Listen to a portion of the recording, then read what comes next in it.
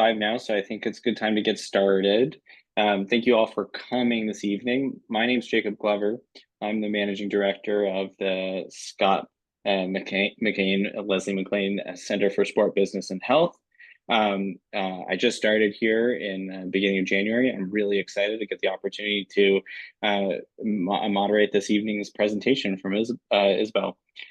Before we get started, I just wanted to let everybody know a little bit about the center. For those who aren't familiar with us, we're here at St. Mary's University, and we have three major pillars that we work under. One is athlete well-being, one is an education pillar for sport and health and business, and the last is and the last but certainly not the least is women in sport business. And under that sort of heading of work we do, we've had this speaker series that Isabelle has graciously offered to speak during this evening. And so just want to tell you all a little bit about Isabelle here. She was born in Ontario, moved to Halifax for university and to play hockey. She's been playing hockey for the last 20 years before a concussion fortunately forced her to step back from competitive play. But she's been involved in sport broadcasting since then, and she was the first female play-by-play announcer for a men's university hockey game and the first female PA announcer at the World Junior Championships. She's also done play-by-play for the Halifax Mooseheads and served as a PA announcer at the Women's World Championship. And she was the first director of hockey operations for the PWHL in Boston and has organized hockey camps, golf tournaments, and summits for renowned Olympic athletes like Jill Saulnier, Blayre Turnbull, Sarah Nurse, and Hilary Knight. And we're so thrilled to have Isabelle here with us this evening, and really grateful for the opportunity for her to share her thoughts. So I'm going to throw it over to you, Isabelle. Take it away.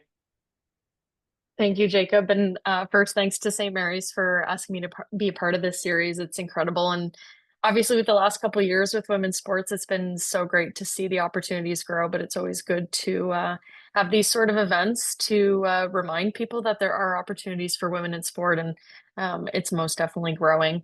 I'm going to start this presentation, but I had said to Jacob, if you have any questions mid-presentation, I'm happy to stop anywhere. Jacob kind of summarized the entire presentation, so I'll go through that quickly, and hopefully there's some good questions at the end. But yeah, my story is pretty unique. I grew up playing sports, and I played for a really long time. Went to Dalhousie, so sorry. And I was only able to play 3 years. I unfortunately suffered a grade 2 concussion in 2010, so that would have been my last year of high school. And I always explain this story as it was pre-Crosby concussion. So I was very fortunate that my doctor in Halifax knew Crosby's doctors, and once he got hit, we got hit in the exact same area of the brain and had very similar symptoms. And unfortunately, for me, it was kind of undiagnosed for a little too long. And I did suffer some long-term effects of that, had some other lingering issues. And then finally in 2013, my doctor asked me the question of if it was worth it. I thankfully was smart enough at the age of 21 to say no, it really wasn't worth pushing through a couple surgeries, cortisone shots, and the unknown of that concussion and how serious that was. So I was kind of left at a very young age in a province that I had moved to with no family or friends, and I really just needed to find my footing. I always described to people I was good at a lot of things, but never had that dying passion for a certain career in life. I was hoping to figure that out in university, and the concussion kind of threw that off a little bit, threw me off course. But I was very fortunate to meet someone of the name of Bill McLean. He was very well known in the AUS world. I was volunteering at a Dalhousie men's hockey game when I was redshirting my first year, dealing with this concussion. And the team was there was no other way to put it. They were really, really bad that year. And I was selling 50-50 tickets, and he called me up in between the periods and said, "We're super bored. We don't know what else to say. Could you just maybe sell us some 50-50 tickets when we come out of this commercial break?" And I was, 18 at the time, and thought, okay, well, whatever they want. And he just posed the question, when can we see the women play next? And I answered and said, the Dell women's hockey team plays Sunday at 2 p.m. here at the Dell Memorial Arena against Mount Allison. And his jaw just dropped. And this leads me to my broadcasting career. Unbeknownst to me, he contacted my coach and said, we understand she's injured. Is there any way we could steal her to do the broadcast? So I show up to the rink on that Sunday and find out that I'm not going to be helping the girls with like filling water bottles, and I used to do stats during the games. But that I was actually being thrown into the broadcast booth. I had never done that before. They put a headset on me, and Bill was the play-by-play announcer, and I was the color announcer. So I started doing that, and they started asking me to help out with the men's games. And I just kind of saw it as they paid me $20. Like it was just something that I thought, it's $20 to maybe go to the bars on Friday and spend. But it led to a career that I never saw coming. So once I did eventually retire from playing, Bill found out pretty quickly and convinced me to start co-hosting his show inside the AUS with him. And we also started the East Coast Sports Show together. That was over the summer, and we traveled all three maritime provinces, just showcasing different sports. I then became the lead play-by-play announcer for AUS women's hockey, primarily at St. Mary's and at Dalhousie. I was the first female broadcaster to do a men's hockey game in 2015, and I also was the lead for women's soccer. I then dabbled in doing color commentary and hosting for AUS football, women's rugby, women's volleyball, women's basketball. And if you're asking, did I play any of those sports? The answer is no. My secret to this was anytime Bill said, I need someone, it was a yes for me, and I would just do all the Googling. I do watch a lot of sports. I did play very recreationally a lot of sports. But rugby, for example, is one that I've never touched. I am not that crazy. Never wanted to be in a sport where there was no equipment and people a lot bigger than me coming at me full speed to hit me to the ground. But I just figured it out. And Bill always gave me a lot of confidence. And I just continued to say yes to things, and the opportunities came. So unfortunately, Bill passed in 2015, and that was a very, very tough moment for me. So these first 3 points at the top, that was all between 2013 and 2015. Like my life just exploded with broadcasting. I was super busy. I was traveling a ton, doing the two TV shows. And then there's a huge gap and a drop off. And that has to do with his passing. And I was very much affected by that, and walked away completely from broadcasting. So this slide in my next era of coaching, I decided to leave broadcasting behind. It was just a little too hard to do without Bill. And I became a coach. I decided to take all that knowledge that I was throwing out on the broadcast and decided to apply it. I had been coaching for a really long time with my godmother here in Ontario. I started at the age of 13. She ran a number of hockey camps, primarily with power skating.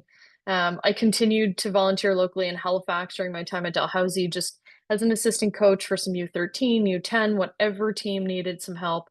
And I was eventually hired by King's Edgehill to be the head coach once I graduated, which coincided with my departure from broadcasting. I was lucky enough to be an assistant coach with the Hockey Nova Scotia High Performance programs at the Canada Winter Games, and spent many years in their program as a skills coach and an assistant coach, which I love to see those girls develop.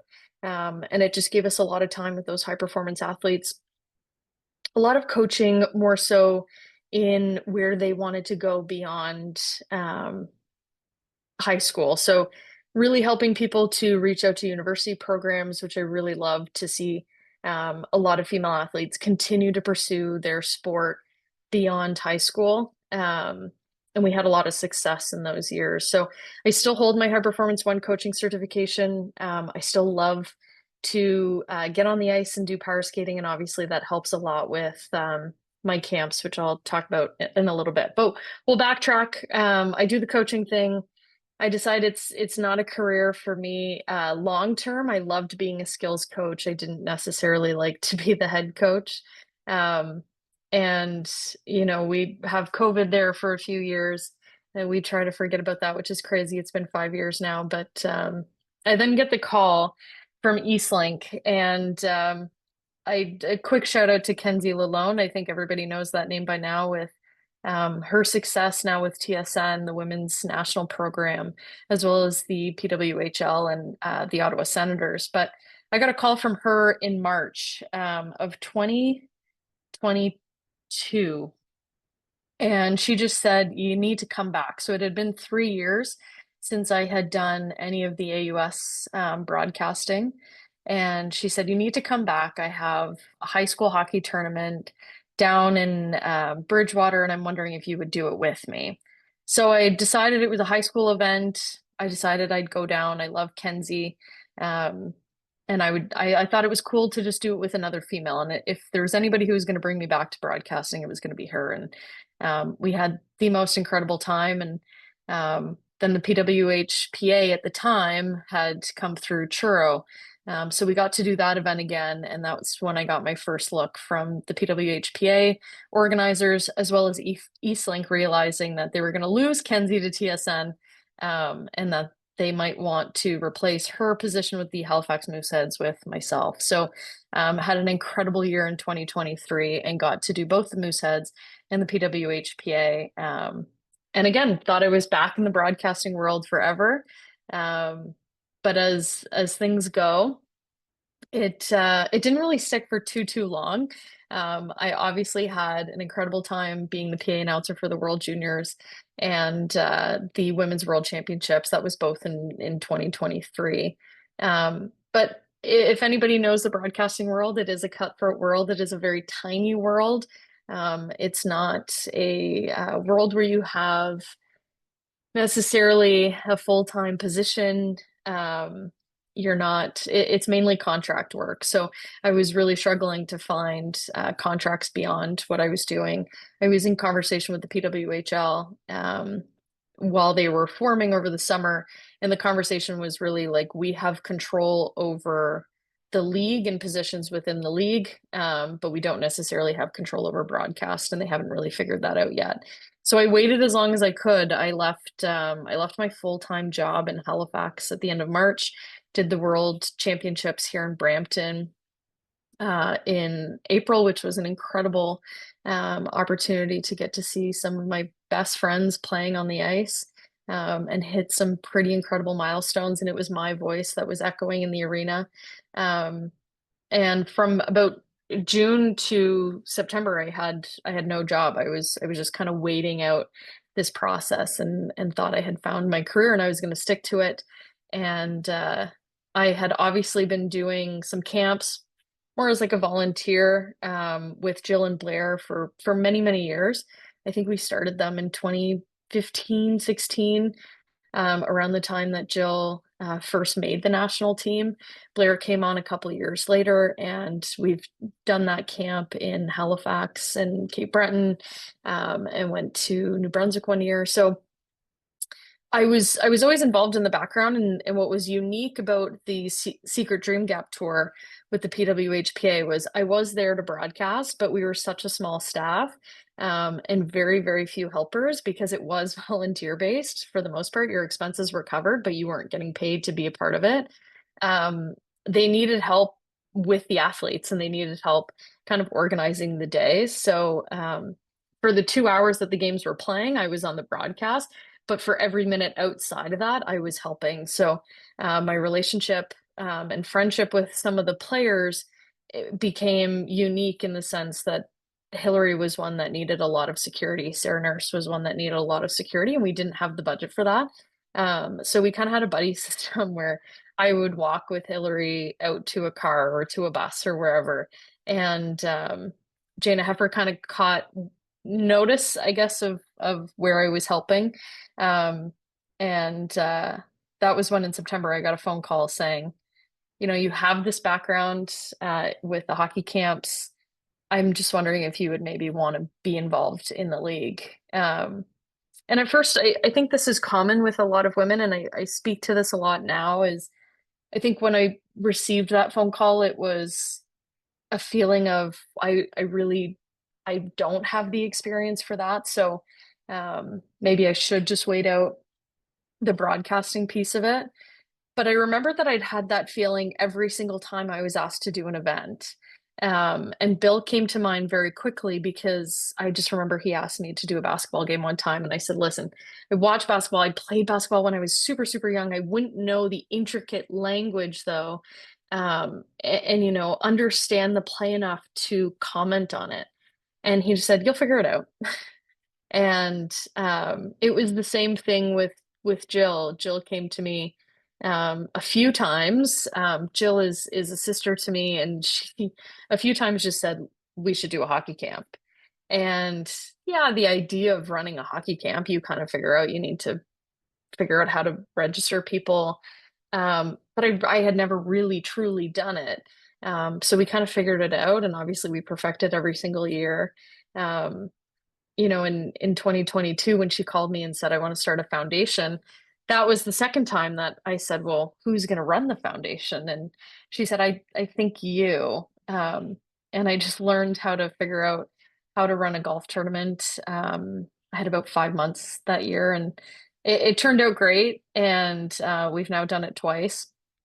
Can't call it an annual event anymore because we didn't do it last year. We were a little busy, but had a lot of fun. So when Jaina came to me with um, the idea of maybe heading to Boston with Hillary and support that team of employees and that team specifically.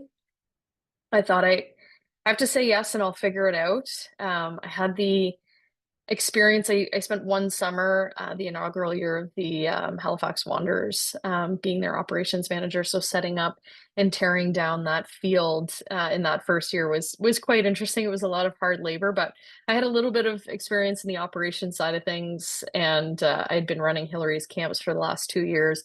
Had the experience with Jill and Blayre as well. So I thought, you know, it can't be that difficult. Um, and it was an incredible year to be a part of the PWHL in its inaugural season, to have been a part of the PWHPA, um, to see my friends, you know, in the last 5 years go from not having a league, trying to figure things out, um, to actually building a league for themselves, really for the athletes. Um, I lived with Hillary the summer of 23, and it was I don't think I could give her enough credit for what she did. I don't think a lot of people realize how much involvement Hillary had in building the CBA, the collective bargaining agreement for the athletes, and also building the actual league from the ground up, and making sure that mistakes that had been made in the past, or not even mistakes, but things that had not worked out, didn't happen again. Um, Her and the other PA members really fought for a lot of concepts that are new to sport, not even just men or women, but you know, fighting for more athlete rights. And if we're not going to be paid similar to the men, then we're going to fight for these other little things. And so it was an honor to get to witness some of that. She spent almost the whole summer in her office on the phone talking with, you know, she'd come down and tell me stories about Billie Jean King and Alana Klaas and Jaina and all these big people, but her stories were like she's fighting for, you know, what the players deserve. And I remember thinking a couple times, like if Billie Jean King said no to me, I would say, yeah, it's a no then for sure. But she was able to continue her fight, and I think she's done an incredible job. And there were a few other people, obviously Kendall Coyne Schofield, Sarah Nurse, Brianne Jenner, they were the big pillars for that. So um, owe them a lot of credit, and owe them a lot of gratitude for the opportunity that I got last year to be the director of hockey operations and team services in Boston. It was an incredible opportunity to see people come to the games, sell out arenas, especially in Canada. The games are always so fun. So if you haven't been, I definitely recommend to head to Montreal. Those are the best games. Um, it wasn't something that I wanted to continue beyond the season. Excuse me. I really truly think last year was an eye opener for me in the sense that I have so many little talents, I guess we'll say, but I like to be pulled in many different directions. And being tied to one team, to one organization was limiting me in what I could do for the athletes and then what I could also do for myself in terms of broadcasting. And I didn't want to shut that door completely. So um, I have now started my own company. Um, it was something that I spent the summer again kind of going over and looking at everything that I just told you. It's all these little bits and pieces. And um, I remember saying to a friend of mine, like I just feel like I'm bouncing around and I'm always excited about something and then it doesn't work out and I'm so disappointed. But when she said it back to me, she kind of said like, no, you've just done really cool things. Like you've not given up opportunities, you've not succeeded in opportunities, you've just been given the opportunity to do a lot of cool things. And you just want to be able to continue that. Um, so I got a phone call from Hillary probably in July, and she said, listen, I know you're looking for another job and you're looking for like a way to make this work, but why don't you just bet on yourself? And like I've told you many times, just do it on your own. You're good at it. I think you just need a nudge, and this is maybe your nudge. And she had been saying that for probably 3 years since COVID. She was begging me to quit my full-time job and run her brand, run her hockey camps, whatever she kind of wanted. At the time, there just wasn't enough money for me to leave a very secure job with benefits in Canada to hope that Hillary Knight had enough money to pay me at the end of the day for hockey camps. But the more I started talking to my friends and others in the league, it became obvious that there is a demand now for managers, assistants, event organizers, specifically for female athletes. So I've I've been able and very fortunate to kind of wait out this process. And now that they have a league and they've got this huge platform and it is a huge success, they need to capitalize on that. They need to be able to move forward, not just in what they're doing on the ice with the teams. Obviously, their salaries are modest. Um, I try to remind some of them, that are not happy with playing time. It's a lot better to sit on the bench than it is to sit maybe in an office where you're not happy doing a 9 to 5.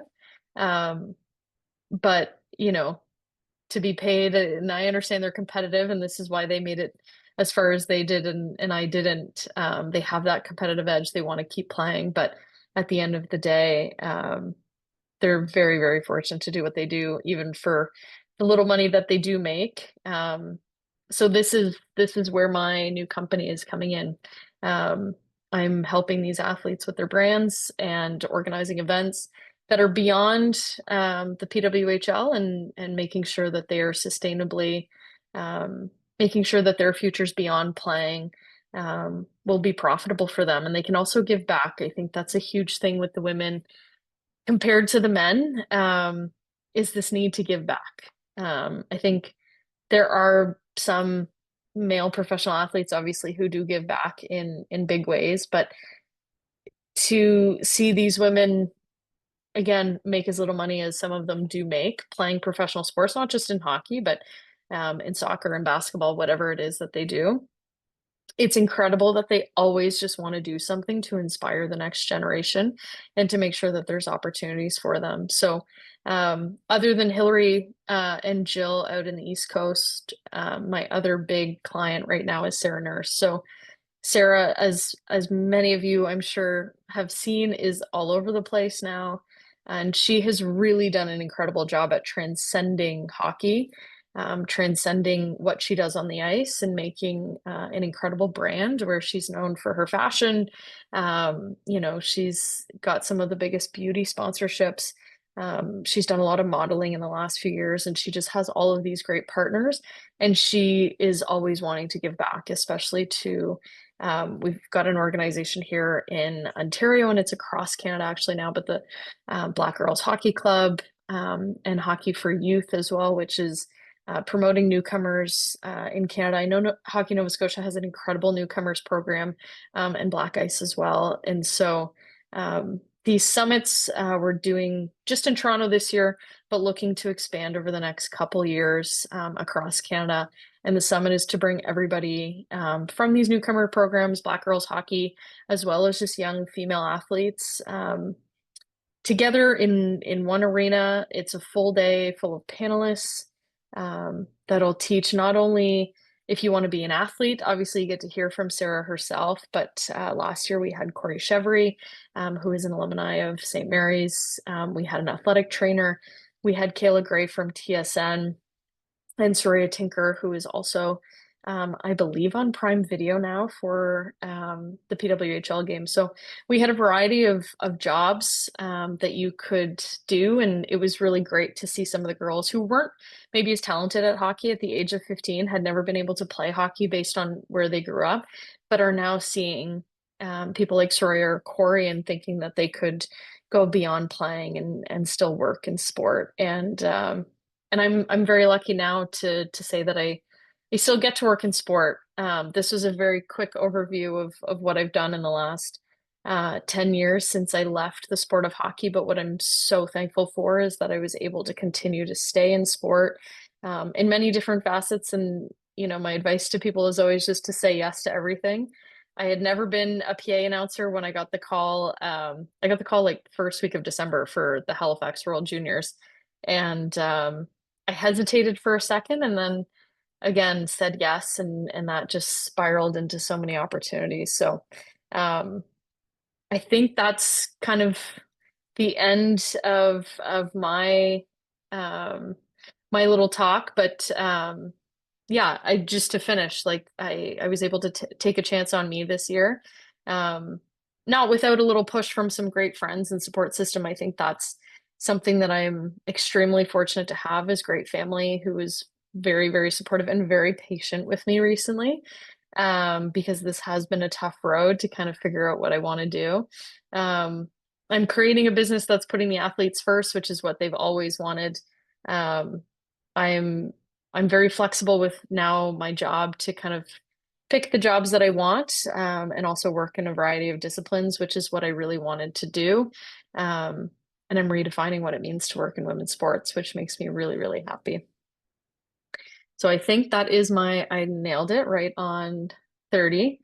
But I'll take questions if anybody has any questions or if anybody has any stories they'd like to share as well of their experience in sport.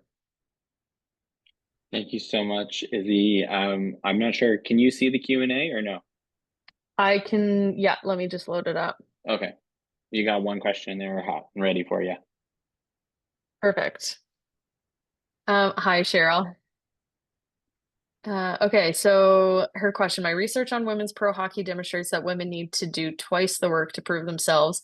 They not only show that they're worthy athletes on the ice, but also do a bunch of extra labor like Sarah nurses. Many avenues of diversity, yes. Legitimacy, brands, tons of community work, and grow the game, etc. Has this been your obs? Yeah. So I think this is what I've like really struggled with in the last couple of years, especially with Sarah and Hillary, because Sarah, I think, she has an incredible team around her. So she's got probably one of the best agents in the game because he's not really a hockey agent, he's an influencer agent. Her agency company like works with a lot of models and influencers and stuff like that. So he's been really focused in the last couple of years as marketing her as not just the hockey player, but what she wants to be beyond the hockey player. But Hillary, in particular in the States, like it's crazy that she has the accolades that she has the records that she has at the international level, and continues to be the face of women's hockey in the US, and a big face of this new league. And yet she's got to fight a ton more for partnerships, and even just within the league, like there's a clause that they have to do like 10 appearances basically a year. And it is crazy to think that Hillary still needs to do those things. Like she still needs to go and just do like smaller events around Boston to promote the team. And I think in my mind, I'm always stuck in like, you should know who they are and you should know that the league is here. Um, but we do have to do a lot more marketing. We need to do a lot more outreach. And it's not that they don't mind doing it, but especially this year with the schedule, I've noticed like there's just so few time for them to relax. And I I would encourage anybody, like if you don't follow Sarah on social media, if you pay attention to the schedule and then like what she's doing on social media, and I now work with Sarah almost like full time during the week because she's so busy. Any day in her schedule that I see is an off day for the Scepters is filled morning till afternoon. So last Wednesday was their first off day in over a couple weeks. And I got to her house at 7:30 in the morning and we didn't finish until 8 like we stopped because we wanted to watch the hockey game, the Canada Sweden game. So it was just a bunch of filming, like a bunch we had to make an appearance at Adidas and some of it is fun. Like don't get me wrong, when we went to Adidas, like they let us shop around a bit, but it was still a chunk of time that she didn't get to do what she maybe wanted to do with her off day, which was probably just sit on the couch because she was so exhausted from traveling. Um, she had just come off the rivalry series. She's obviously injured right now. So instead of just kind of lounging like maybe me and you would on an off day, she had to be out and about, um, doing all kinds of promotional pieces and appearances and contract obligations, I guess we'll call them. So yeah, I the word Cheryl, grow the game. We've we've like coined that our kryptonite now. Like we're like so sick of saying it, but it is so legitimate still. Um, but yeah, so we do tease the grow the game part, but it's 100% still true. Like they still have to put in a lot of hours. Um, Got a lot of questions from the media too that are just not boring, but tiresome, I guess is what we'll say. They're just repeated questions on how do you feel about growing the game and how do you feel about the little girl in the crowd that you just grew the game for? Like it's just it's always the same thing. And I know Sarah in particular has been very vocal at like when she just loses a game or even if she wins a game, it would be really nice to just talk hockey at the end in the presser.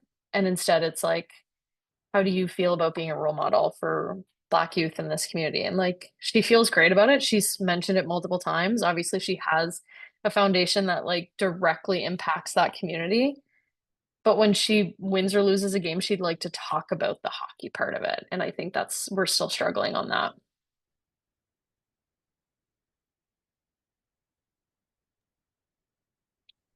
That's awesome.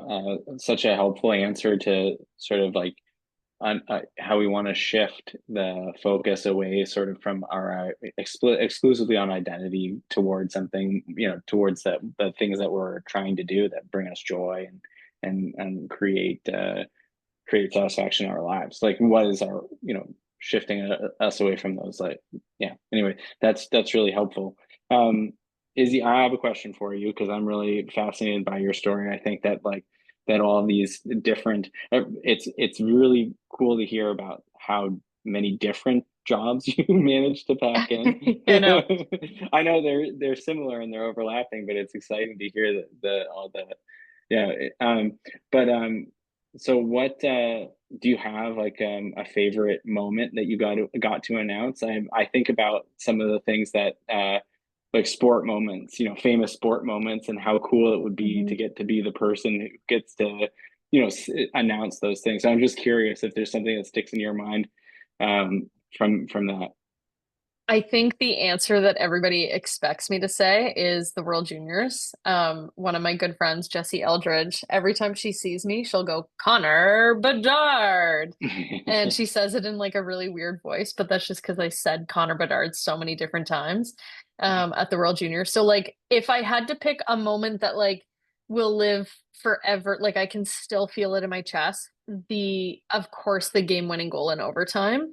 And getting to announce that, like where you stand to, well, where I was standing, sorry, to announce the World Juniors is it's like perched above like the suites even at Scotiabank Center. So it was so loud and everybody was jumping.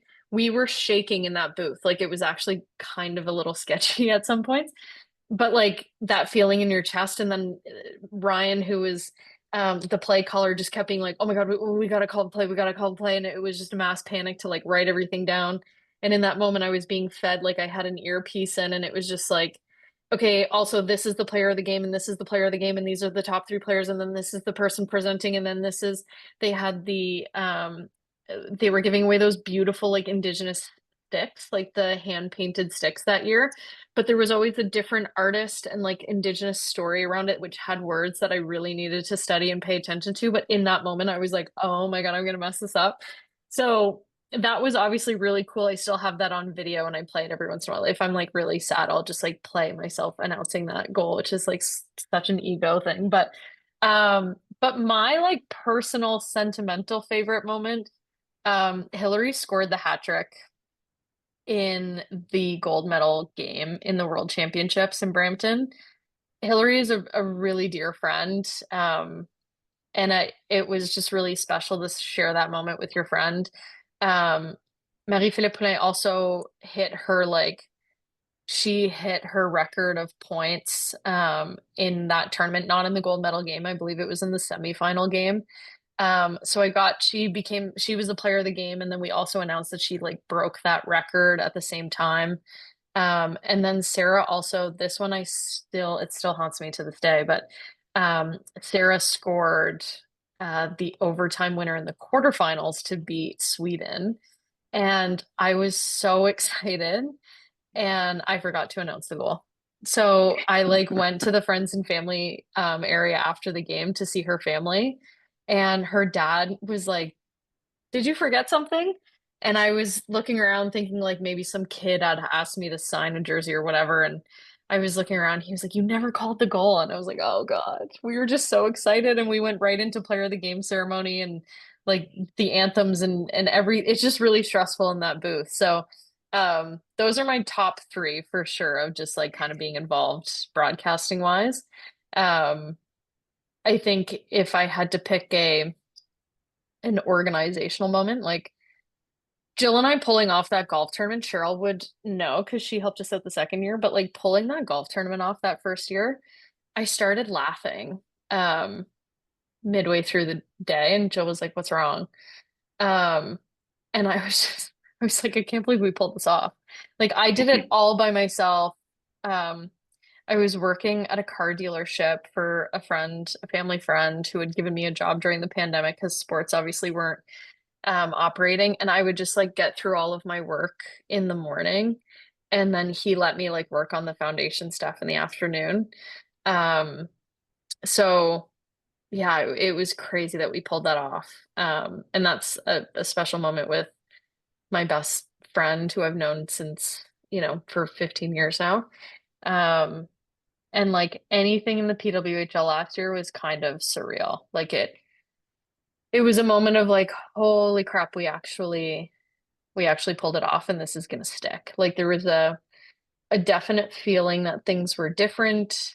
I think in the PWHPA, like the Secret Dream Gap Tour, if anybody ever went to like the games in Truro, you would get to some of those events and you'd be like, not a lot of people here. I don't know how else to promote this. I don't know how else to get people excited for the best players in the world all in one area, unless Hmm. it's Canada, US. So there was a feeling of like, are we ever going to be able to pull this off?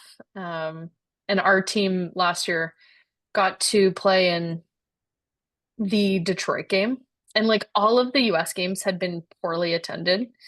Minnesota had had a couple good games, but Boston, New York, like zero attendance. So to show up in Detroit and to kind of like be in an NHL arena, have the full, shebang going, and to also have like I think they had 13,000 fans at that game, and that was at the time like the record for the US attendance. That was a really cool, that was a really cool moment that was the moment that it really sunk in. And I was like, okay, this is gonna work. Yeah, it's so neat to be able to list that many exciting moments that you've been a part of. And And I that's think awesome. that's kind of like something I need to remind myself too. And I think a lot of people we put so much constraint. I don't know like the age group of who's in this chat. Um, but I think like for myself, I'd always hit an age and I would be like, shit, I haven't figured it out. Or I'm like, I said to one of my friends, like literally this summer, I was like, I'm just a bum. Like I don't have a job right now. And she was like, are you kidding? Like you're the most important person to the most important people in hockey. Like Sarah would be the first to admit, like, her life doesn't run without me. Like, I went, I went away for a week to New York and she was like, I don't know what to do. Like, you're on vacation. I didn't approve this vacation. And I was like, I literally was gone 5 days. And same with Hillary. Like, Hillary's calling me and texting me all the time, just trying to figure out like what she needs to do for this or what we do this. Like, any of these hockey camps wouldn't operate. But I forget that a lot of the times because I'm 30 and I'm not married. I don't have kids. I don't own a home. Like, I don't have the traditional life that people, I think, like imprinted in my mind that you needed to have. But then I also remember that like I get to travel the world doing what I love, and I get to spend most of my days with my best friends. And I've created this life, and I'm definitely not making millions at this point doing this, but I'm really happy doing it. And I think that was my issue last year with like, I loved my job. There was a lot of responsibility, and I really did love it.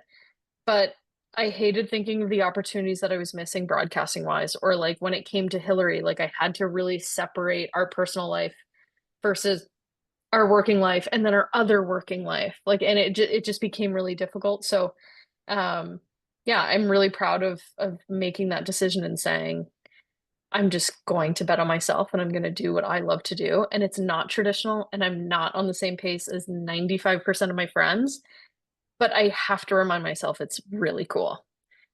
And Yeah, there's still a lot of time to do the traditional stuff. there certainly I'm is. just noticing this question about the Yeah, foundation. Yeah. Okay, the foundation is called the Jill Saulnier Foundation.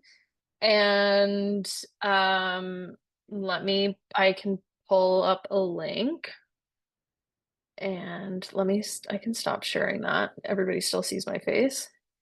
I can pull up a link for the foundation. So we're actually like not, I have to get back into it. Don't get too invested in the foundation right now. Um, but we probably won't pull off um a tournament this summer, but my goal would be to bring it back next year. So the easiest way to find information is on our Instagram page, which is the Jill Saulnier Foundation, all one word. And on Jill's website, which is not reachable because I have to do more work on that. But here, I'll put the Instagram. Can I type? There we go. you, and Um, we'll put it in the show notes underneath the YouTube when we post this for you. yeah, we do have we have like an event page for like each tournament. I'm just in the background and I can't figure out right now how to get to the foreground. Um, but the Instagram has all of, I think, the information that you would also need. So right now, the foundation, if you were looking for information about the foundation, we last year donated $15,000 to the Ronald McDonald House, which allowed us to name a wellness room at the IWK in Halifax. So at the IWK, they have different wellness rooms.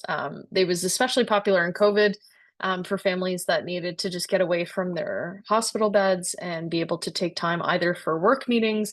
They had yoga classes, movie nights, stuff like that. So that room is now called the Jill Saulnier Foundation Wellness Room, and we will continue to make donations, hopefully, to that center to keep that room open. And our goal for the future paused a little bit last year because of the league, and I just got really busy with that. And so did Jill. But our goal would be to continue to put on events for the kids and families at the IWK.